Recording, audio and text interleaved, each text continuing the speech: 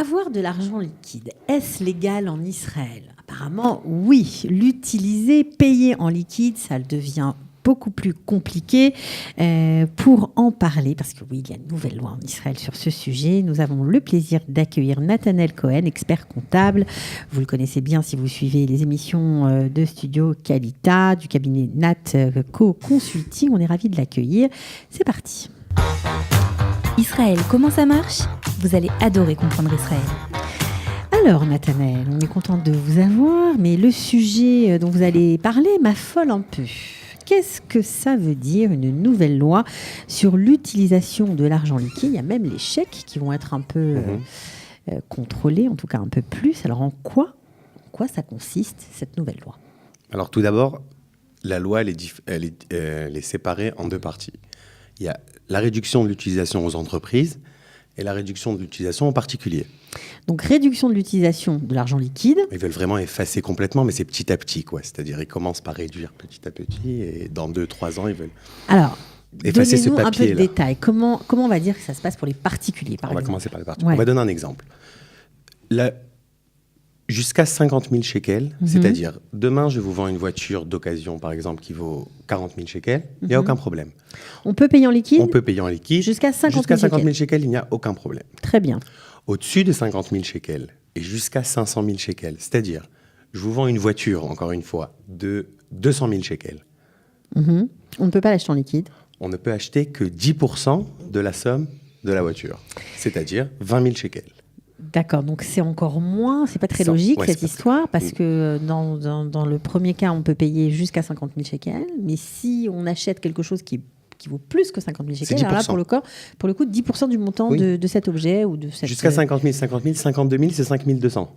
Ça paraît bizarre. Et maintenant, au-dessus de 500 000 shekels, quoi qu'il se passe, ça sera 50 000 shekels. On ne peut rien acheter...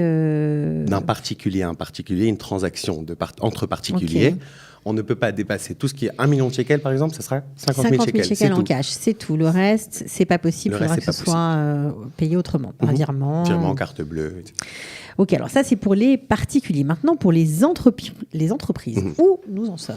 Alors, pareil non, les entreprises sont encore plus réduits. Ah, parce que ces entreprises sont encore plus contrôlées. Ouais. C'est important de dire avant tout que ces sommes-là, on parle d'une somme TTC. C'est le prix qui est avec la TVA. Ok. Donc, on va donner un exemple. Demain, on va chez Ivory acheter un ordinateur. Un ordinateur qui vaut 10 000 shekels, il n'y a pas de problème. Jusqu'à 11 000 shekels, tout est permis, en espèces. Au-dessus de 11 000 shekels, je vais acheter un fauteuil qui vaut 20 000 shekels. On a le droit, encore une fois, que 10%. OK, vous me suivez? Oui, jusqu'à 11 000, on peut. Entre 11 000 et 110 000, 10%.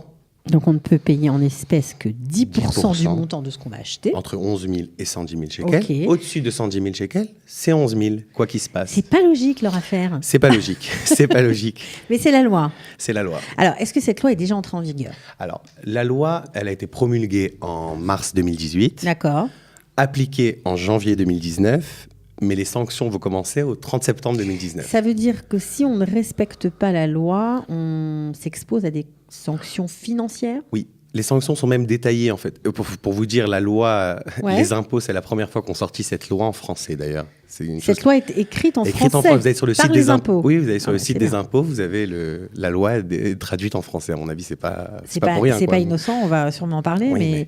Alors, quelles sont les sanctions? Alors, les sanctions, elles se dispatchent aussi en 3 parties. Jusqu'à 25 000 shekels, au-dessus de 50 000 shekels, c'est toute sanction jusqu'à 25 000 shekels, c'est 15% du prix de la sanction.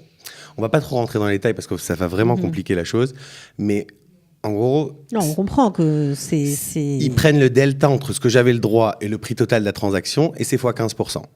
Donc ça peut coûter cher. Après, entre 25 et 50, c'est 20%, et après c'est 30%. C'est-à-dire les sanctions peuvent aller jusqu'à 30%. Alors il faut faire vraiment et très des sanctions attention. Qui sont réitérées, ça peut être grave, ça peut même, ils disent même risque d'emprisonnement, etc. Donc ils rigolent pas avec ça, ils veulent vraiment tout contrôler, ils veulent arrêter avec ce papier qui est la monnaie. C'est fini, quoi. D'accord. Donc le fait que cette loi soit écrite en français, c'est aussi peut-être le motif pourquoi cette loi a été promulguée? C'est possible, à mon avis. Regardez, un cinquième des activités... contre le blanchiment d'argent. Ils veulent lutter un cinquième des activités économiques en Israël. il y a la Commission Locker, elle s'appelle, c'est celle qui a sorti justement, elle a fait un rapport en 2014 pour cette loi. Cette commission a vraiment fait un sondage. 1/5 des activités économiques sur le marché israélien sont en espèces. Donc, l'espèce, c'est anonyme, on ne sait pas d'où vient cet argent, on ne peut jamais retracer ces transactions-là. Ça pousse aussi aux fraudes fiscales, etc. Donc c'est pour ça qu'ils veulent vraiment se battre encore une fois dans le lutte de l'échange d'informations entre les pays. On veut vraiment que le monde soit transparent, que ce soit transaction, que ce soit achat, prêt, don. On veut avoir une trace de tout pour savoir toujours qui est à la source, d'où provient cet argent. D'où vient l'argent. Et lutter contre le blanchiment d'argent. Et le marché noir, j'imagine, aussi, la fraude fiscale, etc. etc. Il faut savoir aussi, oui, par contre, excusez-moi, les deux parties qui fraudent dans ces transactions, c'est-à-dire moi, si je vais encore une fois chez Ivory acheter un ordinateur à 10 000 shekels, à 20 000 et je l'ai payé en espèces et je n'avais pas le droit, c'est les deux parties qui sont punies. Exactement. Donc les sanctions sont pour les sanctions sont pour les deux problèmes. On ne peut pas dire c'est lui il a accepté, moi j'ai juste payé. Il n'y a pas de ça. Ça marche pas. Bon, ok. Alors qui est concerné? On a dit particuliers, entreprises, mais est-ce que par exemple les associations aussi sont concernées? Même les organisations à but non lucratif sont concernés. Les touristes? Les touristes aussi sont concernés. D'ailleurs, les touristes, les restrictions sont un tout petit peu plus élevées. C'est jusqu'à, par exemple, 55 000 shekels au lieu de 50 000. Mais quand même les touristes, c'est vérifié. Par contre, il faut savoir quelque chose, que si demain, je vais au change changer 100 000 shekels, c'est pas considéré une transaction. Un changement d'argent, c'est pas considéré une transaction. Par contre, les membres de la famille... Vous avez encore un petit peu de liberté. Pas beaucoup, mais encore un petit peu. Les membres de la famille aussi. Ouais. Maintenant, quand on dit membres de la famille, c'est les cadeaux, ça veut dire les cadeaux dans la famille, mais c'est bien détaillé. Ne sont pas limités ou ils sont limités? Alors, c'est bien détaillé. Père, mère, fils, petit-fils. Ça, c'est pas détaillé. Il n'y a pas de problème. Il n'y a pas de même limite. Même la belle-fille, même les conjoints de chacun. Donc, il n'y a pas de limite. Il n'y a pas de limite. Après ça, oui. Après, tout ce qui... À part salaire aux membres de la famille. Si, par exemple, moi, je salarie ma petite sœur, eh ben... On peut pas, encore une fois, c'est toujours dans les restrictions qui sont permises par la loi. Donc attention, on ne peut pas salarier en liquide. Tout le salaire, s'il est très important, c'est pas possible. Oui, ils vont lutter contre le liquide et les personnes, lorsqu'elles ne pourront plus rien faire en liquide, eh ben, ça va un peu les encourager à commencer à déclarer. Bon, eh bien dites-moi, c'est costaud ça comme nouvelle. Et les chèques aussi. Oui, parce qu'on n'a pas encore parlé des chèques. Alors qu'est-ce qui se passe avec les chèques? Alors les chèques aussi. Les chèques, ce qui se passe, c'est que, si vous voyez au fil des années, de plus en plus, il y a l'amutav bilvad. C'est-à-dire, c'est des chèques... Les deux barres avec le nom inscrit au milieu. Ça veut dire destiné. Il faut que le bénéficiaire soit nommé, soit connu. Exactement. On ne veut plus de chèques endossés, comme il se passait à l'époque. On donne un chèque en blanc, on l'endosse. Et on se retrouve 6 mois plus tard à payer quelqu'un qu'on ne connaît pas parce que le chèque est passé de main en main. Exactement. Donc ça, c'est fini. Ça, c'est fini. Chaque chèque, alors encore une fois, il y a les particuliers et là les entreprises. Ouais.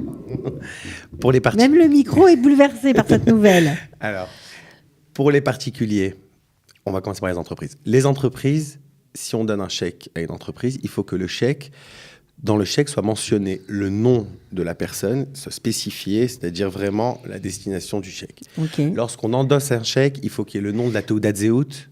De celui qui nous a fait le chèque? Oui. Le nom et la Teudat Zehut, pour qu'à chaque fois on puisse retracer vraiment d'où... c'est vraiment transparence totale. Et on ne peut pas l'endosser plus d'une fois. À moins, vraiment, il y a vraiment très, très rares exceptions, mais on ne peut pas endosser un chèque plus d'une fois. C'est-à-dire, on va le donner, on va l'endosser avec le nom de Teudat Zehut, et c'est fini. Donc ça va changer aussi les pratiques. Ça va changer complètement. Eux, ils sont vraiment dans le but de complètement effacer tout ce qui est chèques, espèces. Ils veulent même, vous savez, à la banque, il y a les chèques bancaires. Je ne sais pas si vous voyez. Oui, tout à fait. La banque fait un chèque bancaire. Ça s'utilise en général quand on va acheter un appartement ou des choses comme ça. C'est souvent utilisé. Oui. Ça va disparaître, ça aussi? Oui, eux, ils veulent vraiment que tout soit transfert, tout soit carte bleue. Ils encouragent les nouveaux méthodes de paiement, les nouveaux modèles de paiement, en fait. De plus en plus, il y a les bits, pépères, les trucs comme ça. De la monnaie. Voilà, exactement. Et vous pouvez rentrer sur le site même des impôts, vous allez voir la loi. Alors, qu'est-ce qu'il faut faire? Est-ce qu'on a besoin de régulariser pour certains, pour les entreprises? Est-ce qu'il y a des choses à faire? Ou est-ce que pour ceux qui ont déjà payé beaucoup de choses en liquide, qui n'étaient pas au courant de la loi? Alors, s'il y a des transactions, toutes les transactions qui ont été effectuées avant le 1er janvier 2019, il n'y a pas de problème. D'accord. Maintenant, il faut savoir aussi quelque chose, que quand on dit une transaction, c'est quelqu'un qui achète plusieurs appartements. Chaque appartement, c'est considéré une transaction. Ouais. Quelqu'un qui reçoit des services en retainer, par exemple les comptables, les avocats reçoivent des règlements mensuels. Chaque règlement est considéré une transaction. D'accord. Par contre, si quelque chose est payé, un bien par exemple est payé en plusieurs fois, on s'en fout qu'il y ait plusieurs règlements. La transaction, c'est le prix total du bien. Bien sûr. Et comme j'ai dit tout à l'heure, TTC, c'est très important parce que beaucoup de personnes me posent cette question. Est-ce que quand on dit la restriction, c'est sur le prix hors taxe ou TTC, c'est avec la TVA, lorsqu'on calcule un montant? D'accord. Donc, tout ça, c'est très précis, très clair. Vous maîtrisez bien votre sujet, mon cher Nathanaël, comme toujours. Alors, qu'est-ce qui se passe pour les, on va dire, transactions en cours ou, comment dire, les paiements périodiques? Voilà, les paiements périodiques, encore une fois, j'ai dit, ça dépend pourquoi ces paiements périodiques. Si c'est un paiement périodique qui est en rapport, qui concerne un achat, Ok, donc c'est ce ça, que vous venez de dire, ça c'est d'accord. problématique. Sinon, par contre, il y a un autre point que c'est important de relever. Pour toutes les personnes, il y a beaucoup qui raffolent, ils arrivent au bureau, j'ai beaucoup d'argent en espèces, maintenant qu'est-ce que je fais? J'ai de l'argent à la maison, on a le droit aussi d'avoir de l'argent en espèces qui a été déclaré aussi, il faut savoir. Donc il faut savoir que la loi elle-même, elle n'interdit. Oui, c'est ça. C'est-à-dire que d'avoir de l'espèce, c'est pas un crime en soi s'il est déclaré, s'il est justifié, si on a reçu cet argent dans le cadre d'une entreprise sur une facture, alors tout va bien. La loi n'interdit pas s'il y a la une traçabilité de l'argent liquide qu'on détient, tout va bien, qu'on soit particulier ou entrepreneur. Oui, c'est-à-dire la détention d'espèces, il n'y a aucun problème. Si on peut justifier d'où ça vient. Le problème, c'est l'utilisation. Mais en principe, une personne a tout intérêt à laisser son argent à la banque que de laisser son argent chez lui à la maison. Donc, celui qui a des espèces, c'est pour ça que c'est tout de suite un peu bizarre quoi, par rapport à la loi. Mais il n'y a aucun problème. On a le droit d'avoir des espèces. On a le droit déjà, déjà vous nous rassurez quand même, Nathanaël. Maintenant, il faudra faire attention à la façon dont on utilise l'argent liquide qui va apparemment disparaître. C'est le but des législateurs. Vous voulez rajouter un petit mot? Oui, ça va être mis à jour. Ils ont bien dit qu'ils vont encore rajouter des petites mises à jour dans cette loi. Bien sûr. Donc suivez le site des impôts directement. Vous allez voir les lois en français. Apparemment, les lois sont en français. Oui. Ils ont trouvé cette loi en français. Donc à mon avis, ils vont la mettre à jour aussi en français. Ok, merci beaucoup Nathanaël. On peut bien sûr vous retrouver sur Natco Consulting sur Facebook ou sur votre site natcoconsulting.com. Merci d'être venu. Merci à bientôt. Ciao. Au revoir. Israël, comment ça marche? Vous allez adorer comprendre Israël.